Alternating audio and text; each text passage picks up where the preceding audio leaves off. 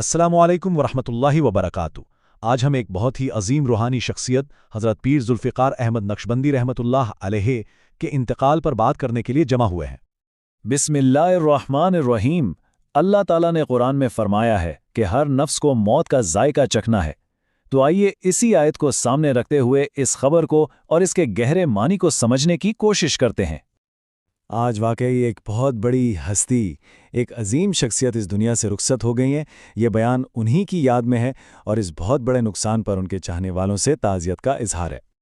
तो सबसे पहले हम इस रुखसती के रूहानी पहलू पर बात करते हैं, क्योंकि जिस अंदाज से वो गए हैं उसमें कुछ बहुत ही गहरी और समझने वाली बातें हैं।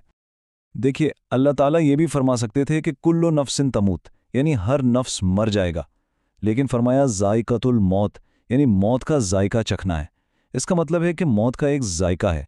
एक नेक इंसान के लिए इसका जायका कुछ और है और एक बदकार के लिए कुछ और यहाँ एक बहुत ही दिलचस्प और खूबसूरत बात है।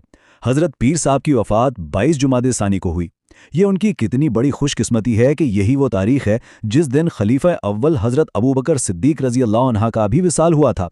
और चूंकि सिलसिला नक्शबंद हज़रत अबू बकर सिद्दीक से ही जा मिलता है, तो ये एक बहुत ही आला मुनासबत है।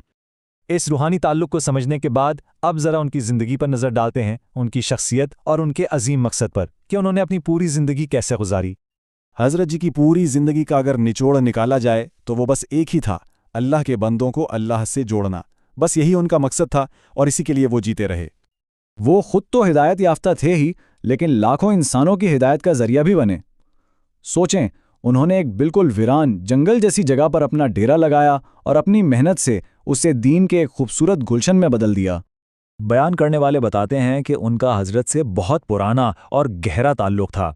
उस वक्त से जब हज़रत पेशे के लिहाज से इंजीनियर हुआ करते थे, तब से उनकी सलाम दुआ, मोहब्बत और मुलाकातें थीं। अल्लाह उनके दरजात बुलंद फरमाए।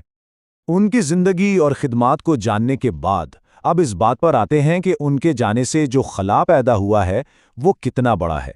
ये सिर्फ एक ज़ाती नुकसान नहीं है, ये एक इज्तमाई नुकसान है। ये एक तल्ख हकीकत है कि हमारे मुल्क में नेक लोग, अल्लाह वाले, पहले ही आटे में नमक के बराबर हैं, और जब ऐसी कोई हस्ती दुनिया से चली जाती है तो उनकी जगह पूर करने वाला दूर दूर तक कोई नजर नहीं आता। इस बात को यूं समझें कि अगर कोई डॉक्टर दुनिया से चला जाए तो सैकड़ों डॉक्टर लाइन में लगे हैं, कोई प्रोफेसर चला जाए तो सैकड़ों और मौजूद हैं। लेकिन जब पीर ज़ुल्फ़िकार साहब जैसा कोई अल्लाह वाला दुनिया से जाता है तो उसका खला आसानी से पुर नहीं होता, वो खला बस खला ही रहता है। उनकी तो खुशकिस्मती है, वो इस दुखों के जहान को छोड़कर अपने रब के पास चले गए। लेकिन हम सब के लिए, मुल्क वालों के लिए, ये एक बहुत बड़ा सानेहा है। ये एक ऐसा नुकसान है जिसका असर पूरे मुआशरे पर महसूस किया जाएगा।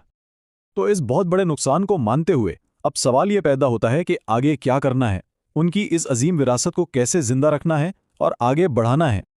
ये सवाल हम सब के लिए हैं कि हम उनके मिशन को, उनके काम को जिंदा रखने के लिए क्या कर सकते हैं, क्या किरदार अदा कर सकते हैं।